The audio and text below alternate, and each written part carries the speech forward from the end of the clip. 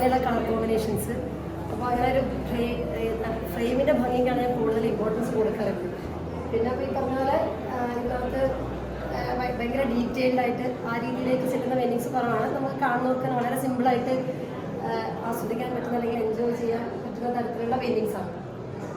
ഞാൻ പറഞ്ഞല്ലോ, പിന്നെ എന്നെ സംബന്ധിച്ചിടത്തോളം എനിക്ക് ഫ്രെയിമിൻ്റെ ഒരു ഭംഗി, കാരണം എല്ലാ ചിത്രങ്ങൾ നോക്കിയാൽ തന്നെ മനസ്സിലാവും. ഞാൻ എടുക്കുന്ന കളേഴ്സ് വളരെ വൈബ്രൻ്റ് ആയിട്ടുള്ള ഹ്യൂസാണ് യൂസ് ചെയ്യുക. പിന്നെ നമ്മൾ പറഞ്ഞ പോലെ എന്താണ് പെയിൻറ്റിങ് ടെക്നിക്സ്, ഇതിൽ ഞാൻ യൂസ് ചെയ്ത മീഡിയം അക്രിലിക്കാണ്. പിന്നെ നൈഫ് പെയിൻറ്റിങ് ഉണ്ട്. ഇതിൽ കുറേ ഇടങ്ങളൊക്കെ നൈഫ് വെച്ച് മാത്രം ചെയ്തിട്ടുണ്ട്. നൈഫും ബ്രഷും യൂസ് ചെയ്ത പെയിൻറ്റിങ്സ് ഉണ്ട്. അങ്ങനെ ടെക്നിക്സ് പല രീതിയിൽ യൂസ് ചെയ്ത പെയിൻറ്റിങ്സ് ഉണ്ട് ഇതിൽ. ഇനി പറഞ്ഞ പോലെ എല്ലാം റിയലിസ്റ്റിക് ആയിട്ടുള്ള പെയിൻറ്റിങ്സ് അല്ല ഇത്. ചില ഡ്രമാറ്റിക് ഫ്രെയിമുകളുണ്ട്, അങ്ങനെ ഫാൻറ്റസീസ് ഉണ്ട്, പിന്നെ കുറച്ചൊക്കെ റിയലിസ്റ്റിക് ആയിട്ടുള്ള സാധനങ്ങളുണ്ട്. അപ്പോൾ എല്ലാം കൂടി മിക്സ്ഡ് ആയിട്ടുള്ള കളക്ഷൻസാണ് നമ്മളോട് വെച്ചിരിക്കുന്നത്.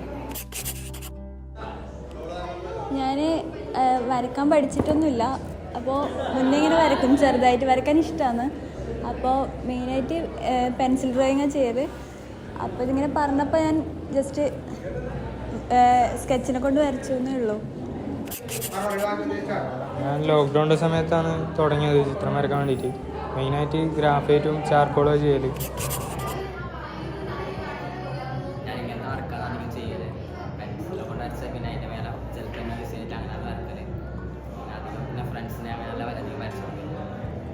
എൻ്റെ ഫ്രീ ടൈമിൽ ചെയ്യാറുണ്ട്. കോവിഡ് ടൈമിൽ വെറുതെ ഇരിക്കുന്ന ടൈമിൽ ഞാൻ വരച്ചതാണ് ഈ ചിത്രം. ഞാൻ റെഫറൻസ് എടുത്തിട്ടാണ് അധികം ആർട്ട് വർക്കും ചെയ്യാറ്. Thank you.